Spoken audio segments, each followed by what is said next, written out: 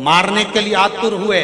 शंकर भगवान के सिर से एक पसीने की बूंद पृथ्वी पर गिर गई। गिरते से एक धधकता हुआ अंगारा, लाल धधकता हुआ अंगारा ग्रह एक पुत्र के रूप में जन्म ले लिया।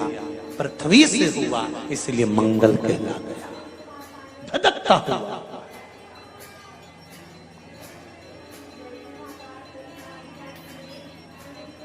पर अंधकासुर अभी नहीं मरा है। अंधकासुर की मृत्यु अभी नहीं हुई है। हर हर महा अंधकासुर की मृत्यु अभी नहीं हुई। धधकता हुए अंगारे के रूप में मंगल ग्रह प्रकट हो गए, जन्म ले लिए। पार्वती जी ने पूछा ये कौन है? शिव जी कहते हैं ये मेरे पुत्र के तुल्य है, क्योंकि मेरे शरीर के पसीने से उत्पन्न हुआ है, मेरे मस्तक के पसीने से पृथ्वी पर गिरने के कारण ये उत्पन्न हुआ है। इसका नाम मंगल होगा। ये ग्रह मंडल में रहेगा, देवताओं के रूप में पूजा जाएगा, पर मेरे क्रोध के कारण उत्पन्न हुआ है, इसलिए इसका ग्रह थोड़ा सा क्रूर होगा।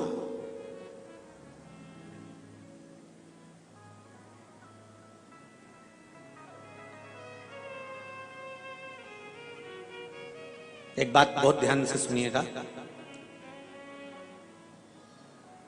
विवाह, शादी,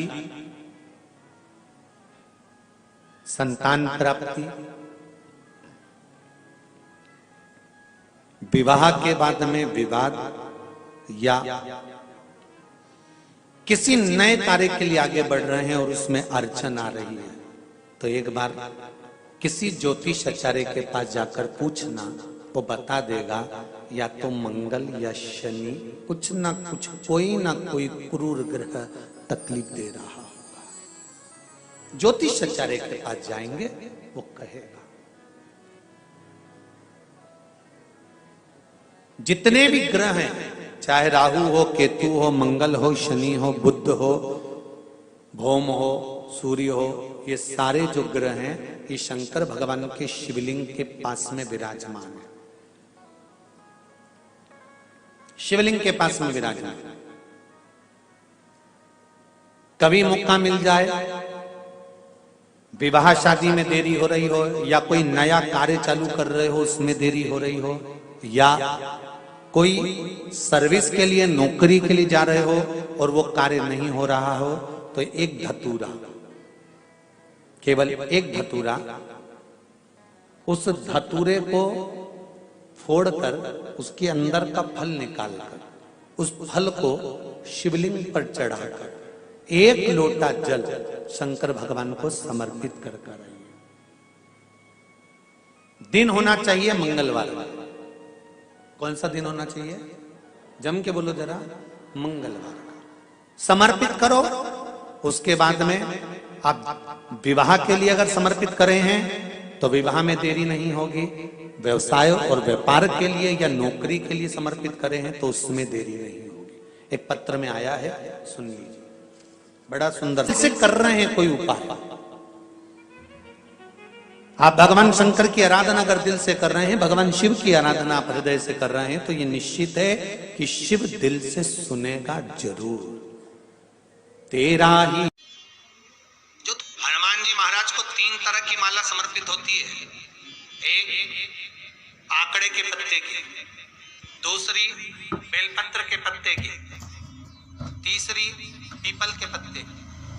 ये 3 तरह की माला जब शंकर हनुमान जी महाराज को समर्पित होती है, जिस समय पर अगर व्यक्ति के जीवन में बहुत भारी रोग हो गया है, बहुत ज्यादा कष्ट हो गया है, कैंसर जैसी बीमारी भी अगर उसको घेर ली है और किडनी, लीवर सब बेकार हो गया, तो निवेदन है पीपल के पत्ते की माला बनवाओ, 108 पत्ते की, और हनुमान चालीसा का हर पत्ते पर स्मरण करिए महाराज।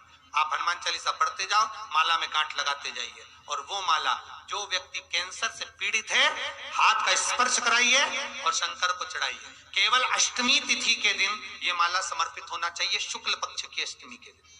आप 2 या 3 अष्टमी को कर कर देखिए, अपने आप दवाई लगना प्रारंभ होगी। कैंसर जैसा रोग भी धीरे धीरे समाप्ति पर आएगा। पर करना शुक्ल पक्ष की अष्टमी को। महाराज, कोई बच्चा एग्जाम में बैठ रहा है, सीए की पढ़ाई कर रहा है, कोई बहुत बड़े एग्जाम में बैठा, पास हो ही नहीं रहा, बहुत हार गया, बेलपत्री की माला चढ़ाई। और बेलपत्र की जो माला है वो केवल प्रदोष पर चढ़ती है। श्री हनुमान जी महाराज, आप बेलपत्र की माला चढ़ाओ, 108 बेलपत्र आप श्री शिवाय नमस्तुभ्यम मंत्र का जाप कर कर गांठ लगाकर भगवान श्री हनुमान जी महाराज के सामने पहुंचकर माला को सीधी रखकर, जो व्यक्ति एग्जाम में बैठ रहा है, नौकरी के लिए, अन्य पढ़ाई के लिए, अगर कंपटीशन एग्जाम में भी बैठ रहा है, तो माला को हनुमान जी महाराज, और हनुमान जी कौन से होना चाहिए? पूर्वमुखी। हनुमान दक्षिण मुखी नहीं चाहिए, पूर्व में जिन हनुमान जी का मुख हो वो माला ऐसी समर्पित कर कर हनुमान चालीसा का पाठ कर कर 3 बार स्मरण कर कर माला श्री हनुमान जी को पहना दीजिए। ऐसा कोई एग्जाम नहीं जिसमें से आप निकल ना पाए, पर करना आपको पड़ेगा। प्रदोष का दिन होना चाहिए, प्रदोष के भगवान, और प्रयास जहां तक हो सके प्रदोष काल में अगर चढ़ाएंगे तो ज्यादा फलदायी रहेगा प्रदोष काल। तीसरी है आंकड़े की माला। महाराज, आंकड़े के पत्ते की जो माला होती है, ये माला कार्य की सिद्धि के लिए होती है। इसमें एक एक आंकड़े के पत्ते पर सीताराम लिखा जाता है। मात्र एक पत्ता ऐसा होता है जिस पत्ते पर सीताराम नहीं लिखा जाता। 108 पत्ते में से एक पत्ता, बस उस पत्ते को हथेली में रखकर उल्टा हाथ आपको रखना है और अपनी कामना कर कर उस पत्ते को बांध देना है। ये जरूरी नहीं है कि 25 के बाद बांधो, 50 के बाद बांधो या 100 के बाद बांधो, आपकी मर्जी पड़े। उस खाली पत्ते को कहीं पर भी बांध दीजिए और उस माला को अपनी कामना कर कर श्री हनुमान जी महाराज को समर्पित कर दीजिए। महाराज, इसके लिए कोई तिथि, कोई दिन, कोई वार निश्चित नहीं है। बस ये माला जब हनुमान जी को चढ़ जाए तब एक घी का और एक तेल का दिया हनुमान जी के सम्मुख में लंबी बाती का लगा देना। महाराज, एक घी का, एक तेल, और अपनी कामना कर कर आप आ जाइए। आपकी वो कामना 2.5 महीना या 3 महीना, इससे ज्यादा नहीं जाएगा, वो कामना बाबा पूरी करेगा। क्योंकि शिव और हनुमान ये सब एक ही स्वरूप। अब आप कहेंगे महाराज जी ये कौन से पुराण से लिया है, तो आप इसको लिंग पुराण के अंदर देख सकते हैं। आप गीता प्रेस गोरखपुर की लिंग पुराण लीजिए, उसके अंतर्गत आप इसका व्याख्यान वर्णन पढ़ सकते। महाराज, एक एक क्रम हमारे शास्त्रों का हम उसको बस ज्ञान करें, हम इधर उधर डोले नहीं। हमारी पुराणों में इतने लेख लिखे गए हैं, उसको ही अगर हमने निकाल लिया तो हम जीवन में सुख पा सकते हैं, हम दुखी नहीं हो सकते। और कई लोग तो ऐसे हैं, उनका आज तक हनुमान चालीसा पढ़ना नहीं है, आज तक कोई चालीसा, चाहे गायत्री चालीसा हो, लक्ष्मी चालीसा हो, शिव चालीसा हो, पढ़ना ही नहीं आती। बस बैठ गए भगवान के सामने और पढ़ लिया आसन लगा के। नहीं नहीं नहीं, चालीसा पढ़ने का भी एक नियम है। अगर कोई लक्ष्य लेकर पढ़ रहे हो तो उसका एक नियम है। पूरी जिंदगी पढ़ते रहोगे तो भगवान की प्राप्ति नहीं है, पर लक्ष्य लेकर अगर पढ़ा है, आसन से जिस भगवान की चालीसा पढ़ रहे हो उसकी मूर्ति या उसका फोटो आपके सामने होना चाहिए।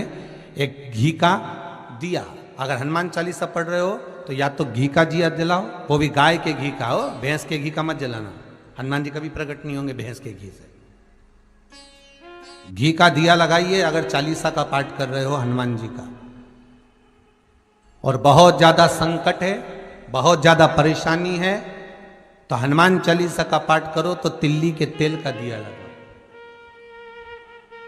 काली तिल के तेल का दिया, तिल का तेल का दिया हनुमान जी के सामने आसन बिछाकर।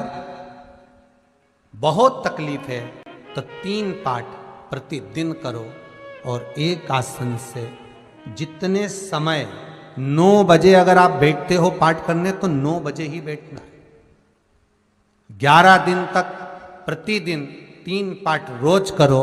एक पानी का लोटा, कलश, तांबे का जल, अर्थात तांबे का लोटा हो, स्टील का लोटा हो, तुम्हारे पास जो कलश हो उसमें जल भरकर, एक सिक्का उसमें पटक कर, एक लौंग पटक कर प्लेट से ढक कर रख दो, और प्रतिदिन बस टाइम पर बैठकर पाठ करो।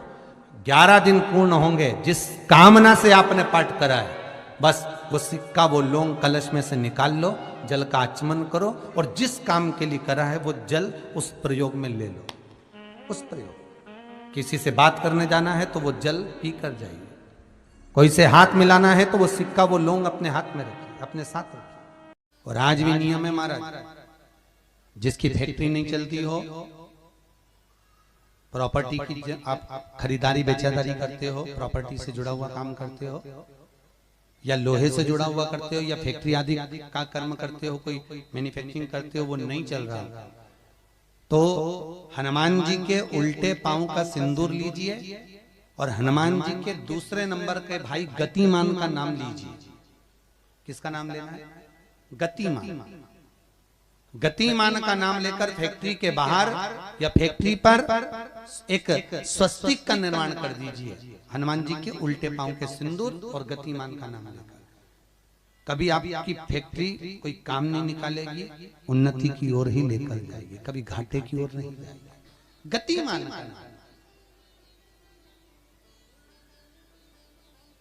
रतिमान, केतुमान, मतिमान, ये जितने भी नाम है हनुमान जी के भाइयों के, ये सब कल्याण प्रद, एक एक नाम कल्याण प्रद, एक एक